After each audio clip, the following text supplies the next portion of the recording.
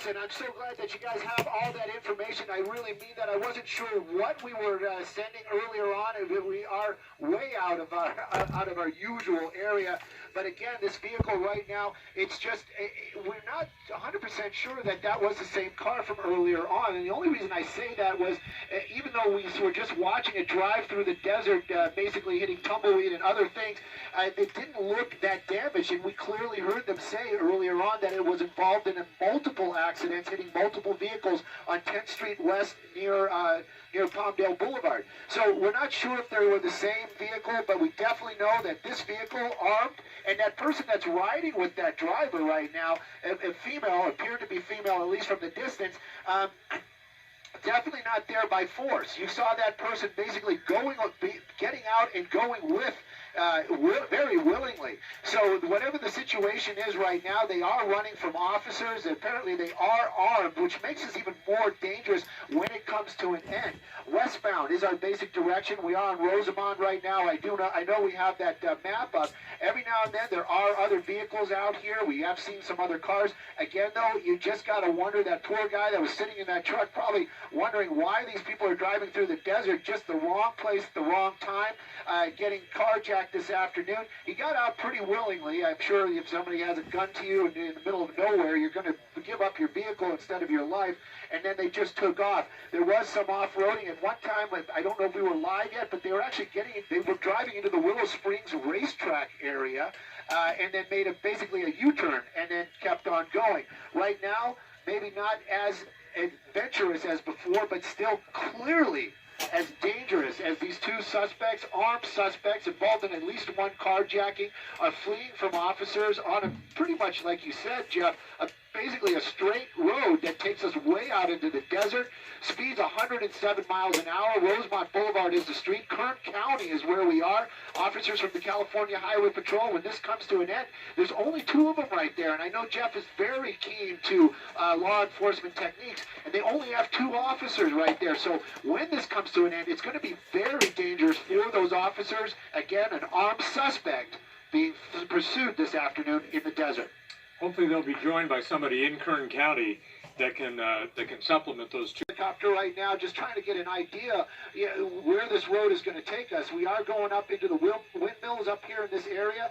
And the road, well, pavement's going to end unless he turns, and he is going to stay on the pavement. But again, he's been off the pavement many times, and with a Kia, for gosh sakes, and nothing against Kia. And now at least he has a four-wheel drive. It appears to be four-wheel drive, marked up as a four-wheel drive pickup truck. Looks like a hard turn. Whoa! Straight into the dirt. Hard. Wow. Whoa! Now that's a heck of a stop. I'd be surprised if that vehicle is going to be able to do anything. Airbag deployed, at least on the passenger side. A lot of smoke right there. Driver's side door open, and it does appear the driver is out right now. Now you got to remember, this guy is armed, and again, kind of wandering over, checking on his partner right there. A little bit of a hug, and but this is definitely coming to an end very, very quickly. There's law enforcement. They're on the roadway. They did get some distance, but there is no place for these two to go. And again, what a finale there. That pickup truck, that poor guy that gave up his truck for this. Right now, hands are up. Their demeanor kind of changing up there, but they're not stopping, which just makes this more and more bizarre. And he's running away from her. More bizarre than you've got two people. Well, yeah, he's taken off, but he's not running very fast, and he's not going to get very far at all because we're following him, and Stu's overhead. Choppers overhead. Very strange. I was trying to ascertain if there were any rest stops in the area, any eateries that there would possibly be more people stopped at. Don't see that. Go ahead. Thank goodness there isn't. We just got one person running around out here in the desert. These get more and more unusual as the days go by. This one definitely going to be in the books for sure. But this guy just basically running and it looks like he's making his way back to the truck. He's going in circles. It's amazing that the officers, and I'm not saying this in any kind of bad way, the officers didn't see him circle back. Giving up that truck, making his way, looks like, back towards the roadway, actually running towards the officers. I am praying that they did not leave their keys in the vehicle, because this might just be continuing on here.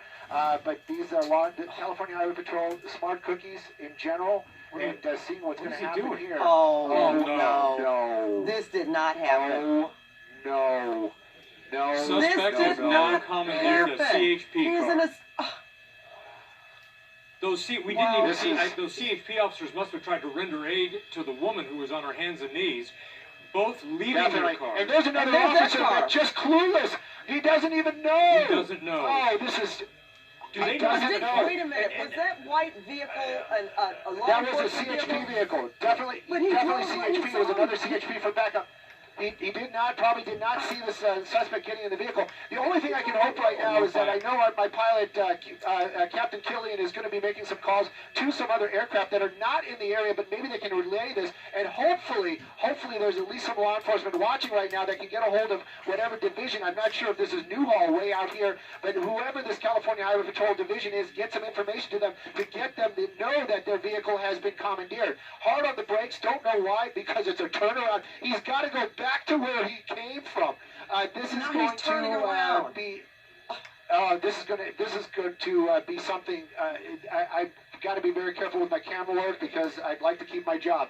Because at the end here, he's going to have to drive by where he was, unless he tries to take a dirt road, which apparently he is trying to do. Solo officer by himself with no backup, and there's another vehicle right there. So they are getting into place right now. And, you know, this type of activity, they will get, I'm sure they're going to get a little aggressive trying to bring this to a stop. Yeah. Stolen police cruiser, they might pit him in. There is no reason not to pit that vehicle out here, maybe even at higher speeds. But again, dirt roads out here, and don't have to worry about anybody else out there. In pursuit.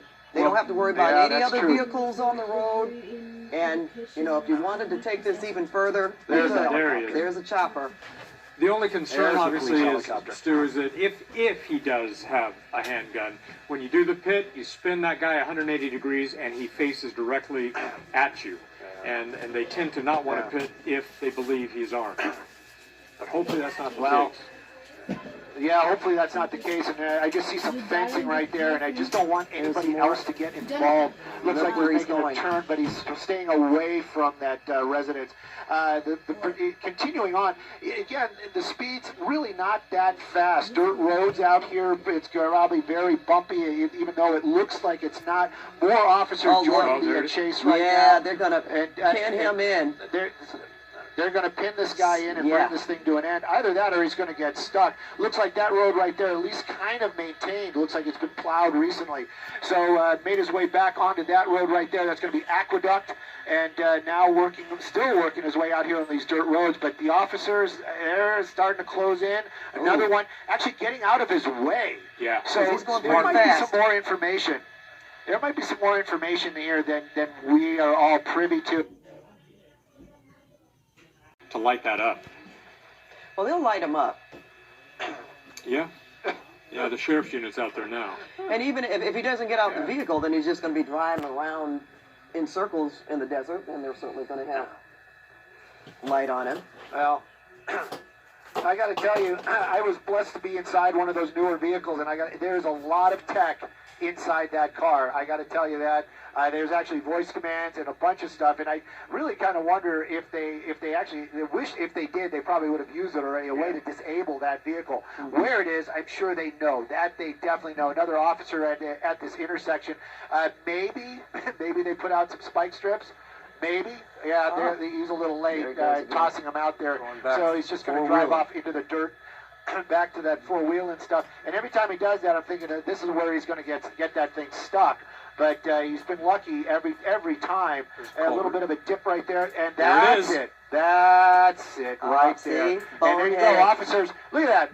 Look at that. Right out of the car. You're done. And onto the ground. That's You're done. Fastest surrender I've ever seen. Boneheaded move. Yes. he couldn't. In the culvert. I don't think that officer had time to even give him the command. Yeah, he clearly has been in that position before.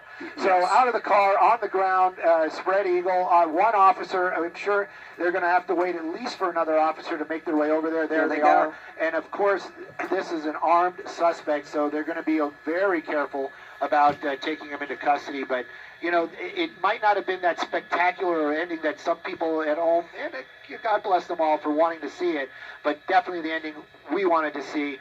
This guy going into custody, the vehicle just disabled, not wrecked, and definitely nobody else injured in this wild pursuit up here in the Antelope Valley. Well, what would be sweet justice if that officer in the white car was the same officer that drove by him in the first place? Yeah, exactly. That would be. All right. We haven't had a chance here to tell you. You're watching CBS 2 News at 6 p.m. We've been following this pursuit from our 5 o'clock news across the top of the hour. And, Pat, this has been one for the records. That's for sure. You know, in all of this, I'm sure that the woman who jumped out of the vehicle first, or who ran with him and actually stopped and they apprehended, she must be in one of those cruisers that we haven't seen since that happened about a half hour ago. Well, he and the driver, the suspect, abandoned her in the desert, so he's not going to get any help from her. No, not when it comes. I'm sure she's in the vehicle giving them some more information about how this happened and what her relationship is with this guy and why she would actually be involved with carjacking a car and helping him. And whether she did get out when they carjacked that truck. Yeah, she jumped out. And so there was a little complicity there. However, guys, I mean, we've seen that before, where a person against their will. Don't know that for sure, but it certainly looked that way when they both jumped out of the vehicle.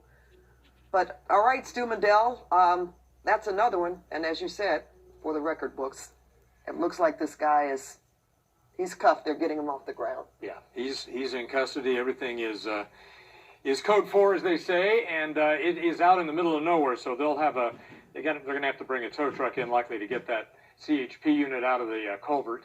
Yeah, and at least get it cleaned up.